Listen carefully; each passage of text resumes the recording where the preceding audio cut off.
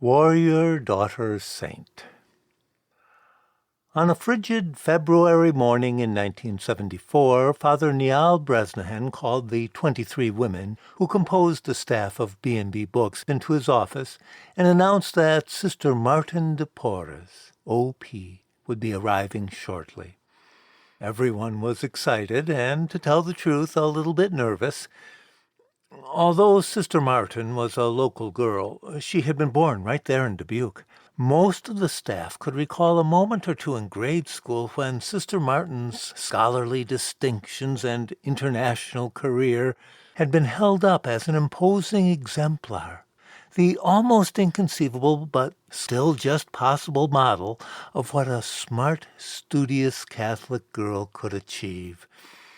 And now Sister Martin had become the author of a best-selling book, B&B's own Warrior Daughter Saint, the story of St. Matilda of Canossa, the tale of a real warrior princess who led the armies of the Pope. What a devout and saintly model for American Catholic girls of the 1970s. To be accurate, Warrior Daughter Saint had climbed to the top of the sales list for 1973 only within its own market niche, devotional books for young readers, but that was all that mattered to the staff of the publishing house, who to a person felt a great pride in the book's popularity. Of course, some lucky timing had been involved. No one could deny that the book had ridden the surge of fervor which followed Matilda's unexpected canonization in 1972. Unexpected, that is, to American Catholics, who had largely forgotten Matilda's beatification in 1927. But there was so much more to it than just luck. Warrior Daughter Saint represented, as the marketing team liked to say, exciting growth opportunities for everyone involved. For Sister Martin de Porres, the paperback was her first venture into the popular market, topping off a lengthy CV filled with comparative studies of early Christian iconography and catalogues of Etruscan statuary.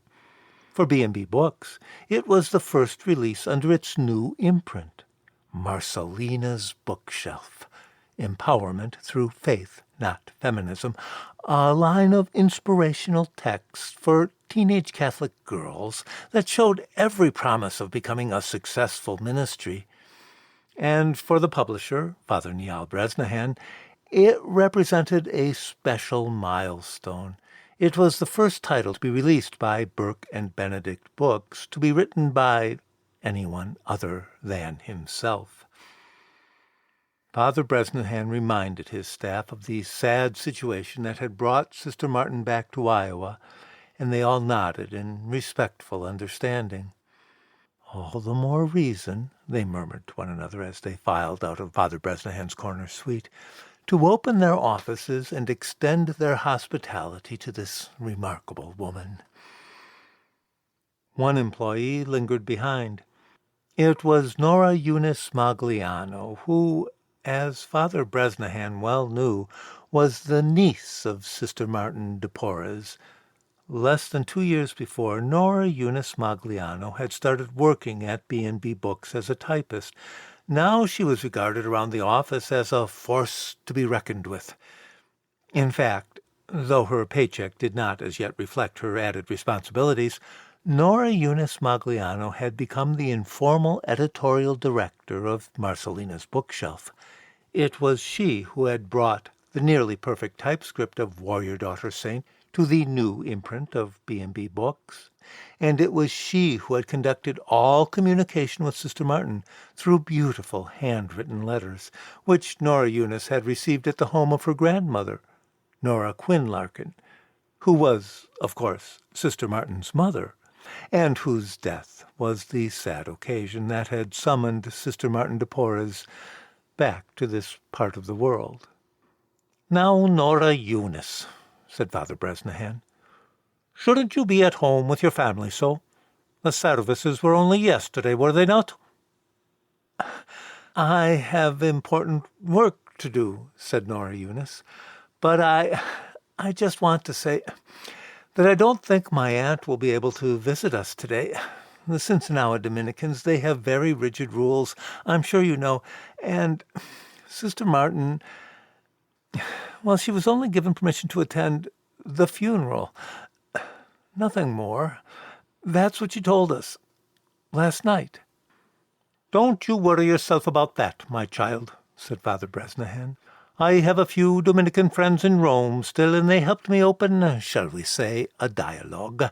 As a matter of fact, it was only a few minutes ago that I received a telephone call from the Mother Superior at Cincinnati, a very devout and holy woman. She informed me that the car had just left the Mother House. Father Bresnahan did not notice Nora Eunice's reaction to this news. He was looking at his Swiss watch, a simple and discreet Huguenin, a gift from a cardinal. Let us see. Just about now, I'd say your aunt should be in the middle of the bridge. Such an American moment, isn't it?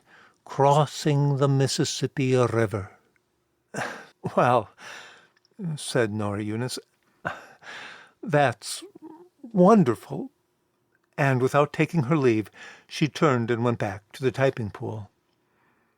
Father Bresnahan, like everyone in the office, was well accustomed to the behavior of Nora Eunice Magliano. Her occasional huffiness was as much a part of who she was as her lustrous dark curls and her substantial girth. At that moment, Father Bresnahan was far too busy to worry about anyone's moods.